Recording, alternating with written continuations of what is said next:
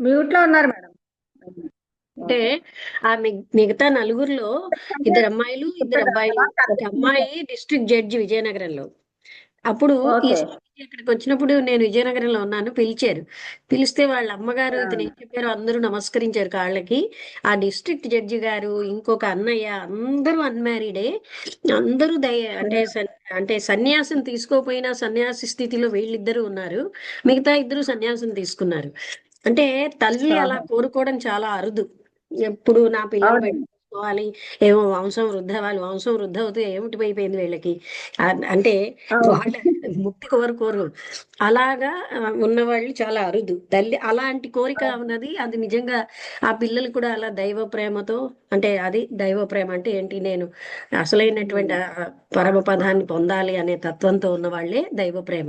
మిగతా మనుష్య ప్రేమ అనేది కూడా ఇప్పుడు మంచి కార్యాలు చేయడం, పుణ్య కార్యాలు చేయడం, ఇదంతా మనుష్య ప్రేమలోకి వస్తుంది. మనుష్య ప్రేమ కూడా అవునండి. గొప్పదే. ఆ, ఆ, అన్నిటికంటే దైవ ప్రేమ, అతి నీచమైనది ఉమ్, మృగ ప్రేమ. అదే. బాగుంది. ఆయన విడదీసిన విధంగా అవునండి. బాగానే చెప్తున్నారు ఆయన. అంటే ఎవరి విధానంలో వాళ్ళు కదా. అవును.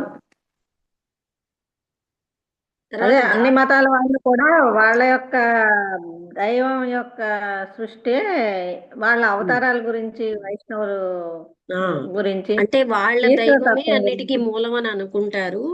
అది అనుకోవడం, అది కూడా ఉమ్, చెప్తాను. అది యాక్చువల్ గా రూపనామాలు ఇచ్చాకే ఈ పోరాటాలు మొదలయ్యాయి. దైవం అంతా ఒక్కటే, అవునండి. కానీ నేను ఒకటే. ఇచ్చిన రూపం ఎక్కువ ప్రాముఖ్యం. ఇలాగా అసలు మతపరమైన ఈ పోరాటాలకి కారణం రూపానికి పరిమితం చేయడమే. బ్రేక్ అయిపోతుంది మేడం, మీది వాయిస్ వినిపించట్లే. అవునా? ఇప్పుడు అవునవును, ఇక్కడ internet connection is unstable break అని అయ్యింది వచ్చింది. వాయిస్, మీరు ఏం చెప్పారో అర్థం అవ్వలేదు. ఇప్పటికీనా? ఆ, ఇప్పుడు వినిపిస్తుందా? కట్ అయిపోతుంది. అయితే ఇప్పుడు ఇంటర్నెట్ కనెక్షన్ ఈజ్ అన్స్టేబుల్ అని వచ్చింది.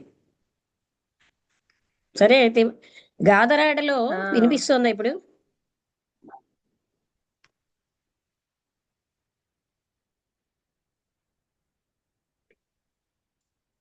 వినబడుతుందా?